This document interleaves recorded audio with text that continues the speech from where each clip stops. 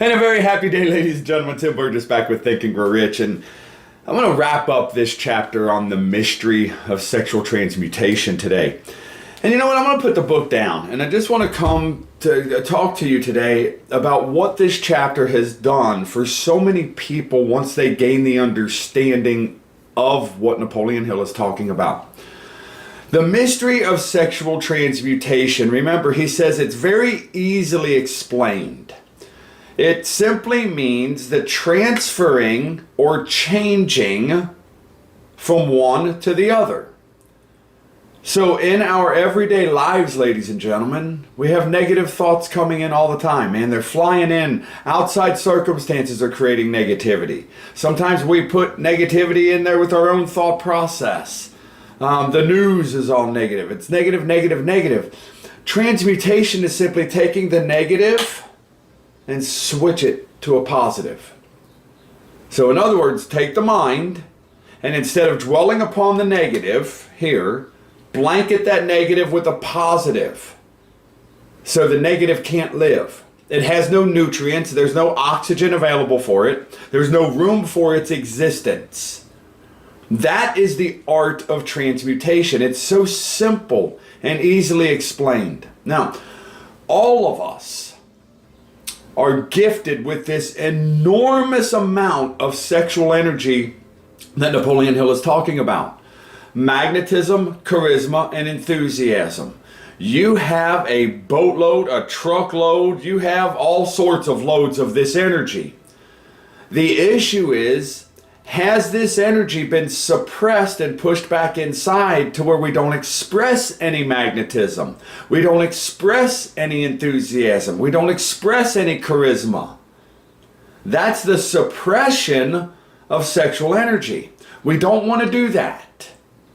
We want to express the magnetism. We want to express the enthusiasm so people know that we love what we're doing. We love what we're all about.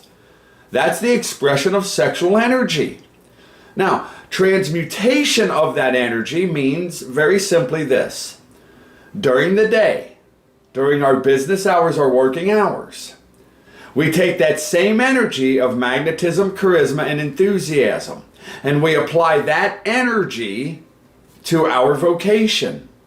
We apply that energy to the situation we may be negotiating. We apply that energy to the business in which we're engaged. Because if we don't apply that energy, then we're just kind of haphazardly walking through this game we call life. It's almost like sleepwalking, I think. No, not I think. It is sleepwalking through life. That's what we do. Unfortunately for most of us, as we grew, we didn't learn anything about the emotion of sex. We learned about the physical act of sex. And I learned nothing of this stuff in school, and my bet is you didn't either. So do yourself a favor. Read this chapter over and over and over again. As a matter of fact, I'm going to ask you to read this chapter no less than 4 times. Just this chapter, 4 times. And I believe after the 4th time, you'll start to understand more of what Napoleon is talking about and how you have a superpower within you. And it's called this emotion. It's up to us to learn how to release the emotion, express the emotion in ways that will nourish the mind, the body, and the soul. That's up to us. Because if all we do is go running around our lives chasing the physical act of sex, we're not going very far, ladies and gentlemen. We're not. So I just wanted to wrap this up today and make sure that when the negative thought comes in, you transmute that thought into a positive one. When the negative energy tries to come upon you, transmute it into the positive. Find something to be grateful about. It's not the easiest thing to do. I understand that. However, it can be done. Negative flies in, you blanket it with the positive.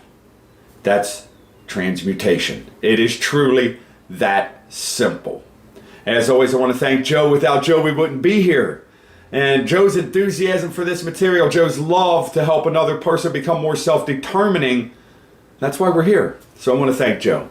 As always, one of our strongest desires is that this day be the greatest day you've ever experienced in this game we call life.